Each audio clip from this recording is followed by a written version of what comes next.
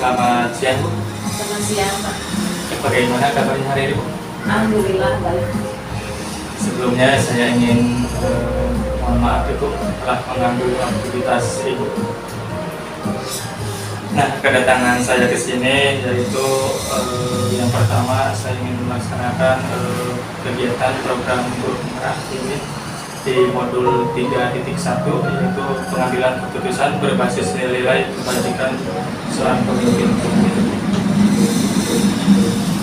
Di mana saya sekarang sedang mengerjakan tugas demonstrasi kontekstual. Nah, mungkin untuk mempersingkat waktu kita langsung ke wawancara saja, Ibu. Baik, Bu, selama ini bagaimana Ibu mengidentifikasi kasus-kasus yang merupakan dilema etika atau rujukan moral seperti itu? Baik. Dalam mengidentifikasi kasus-kasus yang merupakan dilema etika ya atau rujukan moral, terlebih dahulu kita menganalisis tersebut ya, apakah kasus tersebut merupakan kasus dilema etika atau rujukan moral. Nah, yang pertama itu misalkan dari dilema etika dulu ya Pak, situasi di mana kita itu dihadapkan dua pilihan ya Pak, dengan duanya itu adalah yang benar, berarti benar versus benar. Nah, sedangkan dalam rujukan moral itu sendiri yaitu di mana situasi yang dihadapkan itu dengan dua pilihan juga, yaitu benar dan salah. Nah, saya melihat dari segi hukum juga ya Pak, apabila kasus tersebut misalkan melanggar hukum, nah maka sudah barang tentu itu benar lawan salah ya.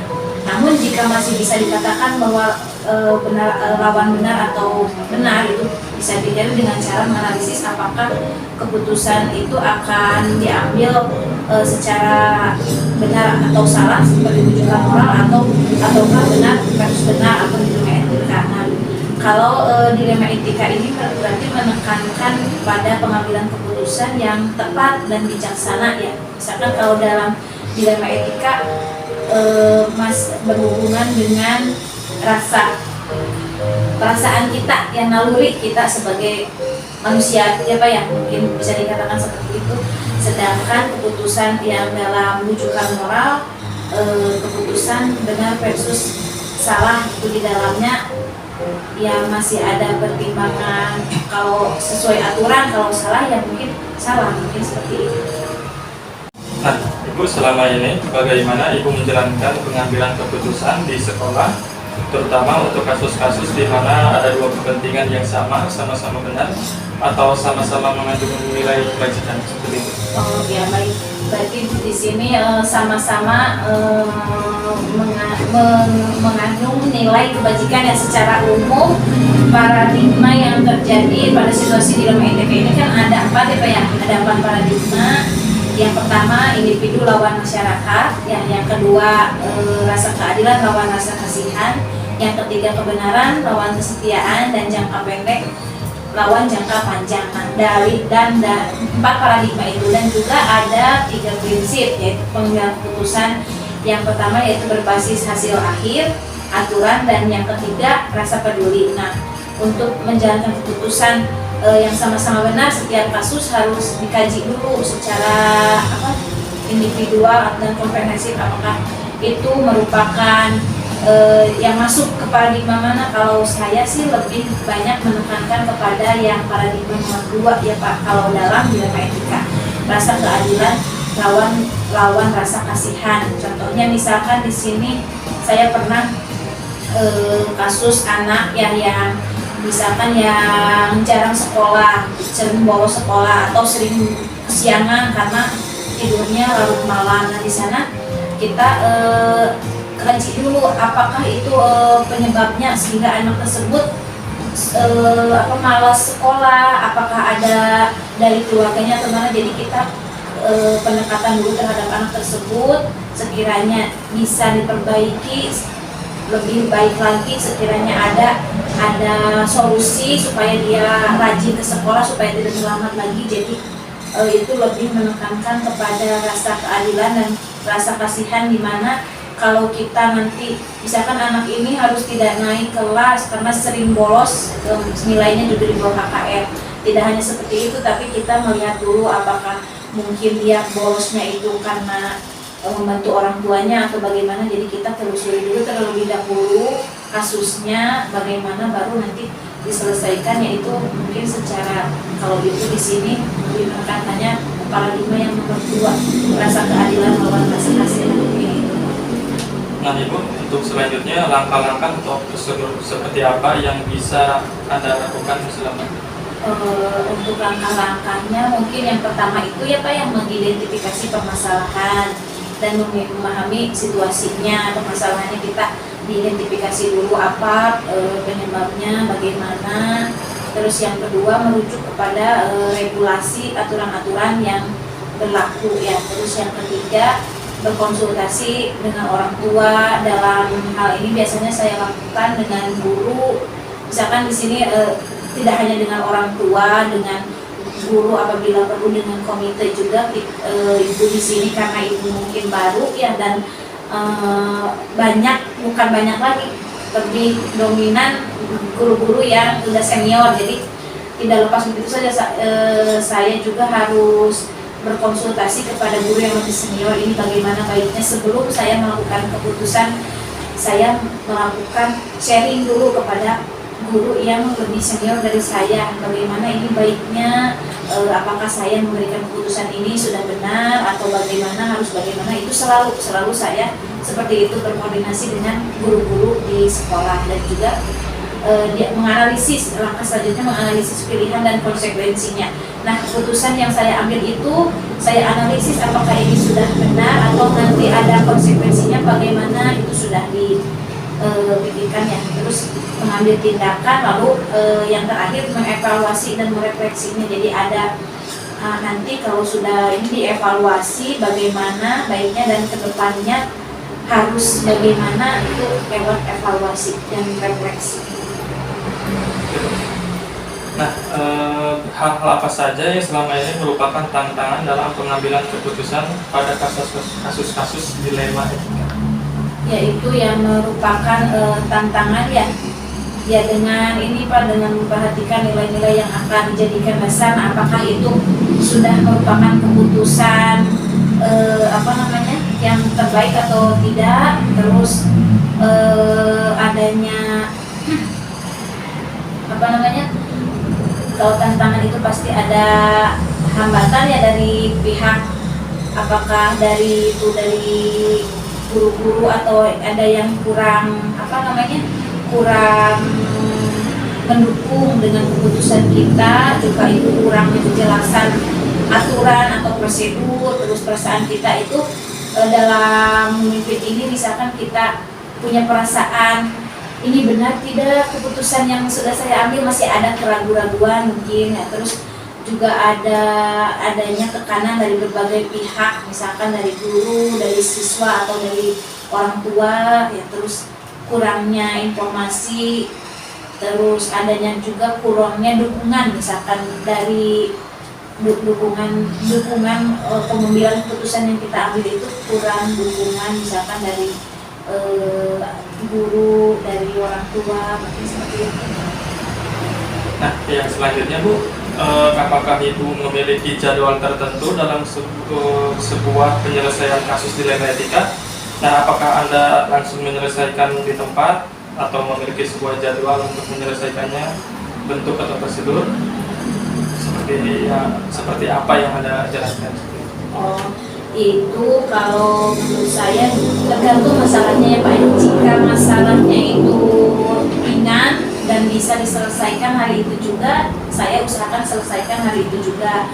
Jika masalahnya memang berat, membutuhkan perencanaan, membutuhkan perencanaan atau proses yang dijelaskan, itu saya melakukan step by step mungkin ya dilakukan, yaitu menganalisis dulu masalahnya, baru nanti baru dilakukan beberapa pendekatan kepada anak atau guru yang bermasalah tersebut. Nah, jika masalahnya diputuskan memang berat, maka dilakukan proses, ada yang sesuai tadi, ada kompleksitas kasus yang terjadi.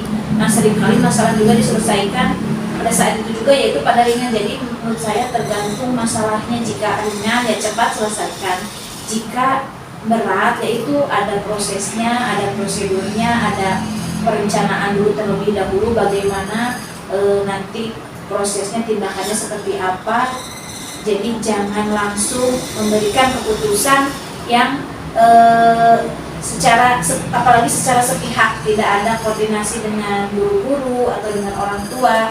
Jadi dalam hal ini tetap kebijaksanaan, sikap kebijaksanaan kita sebagai seorang pemimpin itu harus diterapkan.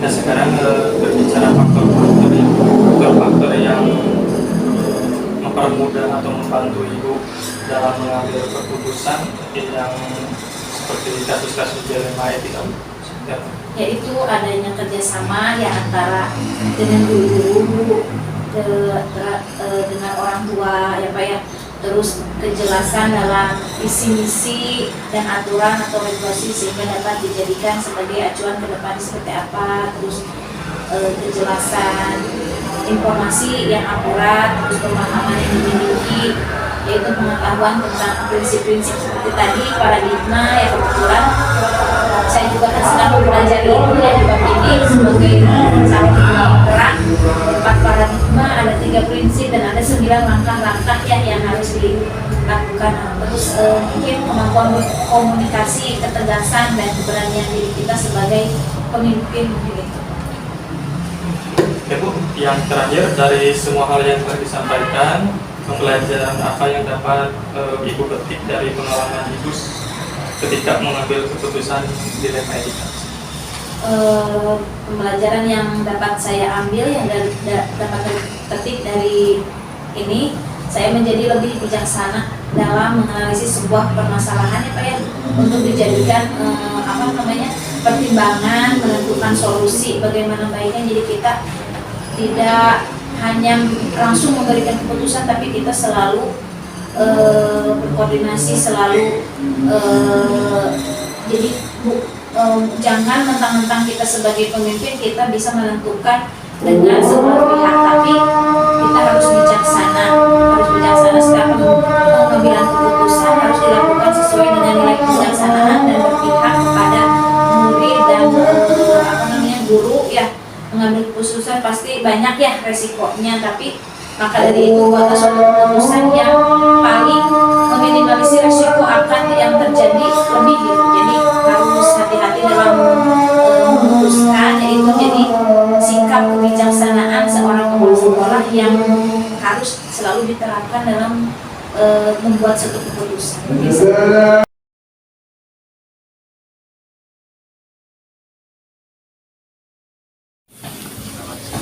Assalamualaikum warahmatullahi wabarakatuh. Waalaikumsalam warahmatullahi wabarakatuh. Pak, mohon maaf telah mengganggu waktunya Pak. Nah, saya hari ini akan melaksanakan wawancara kepada Bapak itu dalam rangka salah satu tugas di modul 3.1 pendidikan guru penggerak, pengambilan keputusan berbasis nilai-nilai kebajikan sebagai pemimpin. Seperti itu Pak. Nah, untuk mempersingkat waktu kita langsung saja ke pertanyaan Pak. Untuk pertanyaan pertama Pak, selama ini bagaimana Bapak dapat mengidentifikasi kasus-kasus yang merupakan dilema etika atau bujukan moral Pak? Seperti itu. Baik. Jadi saya dalam hal mengidentifikasi kasus seperti itu, yaitu dengan melalui dilema etika jangka pendek dan jangka panjang.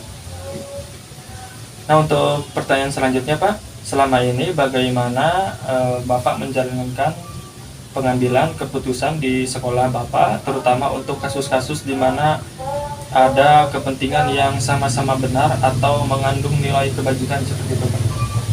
Jadi saya membina keputusan ini melalui banyak pertimbangan.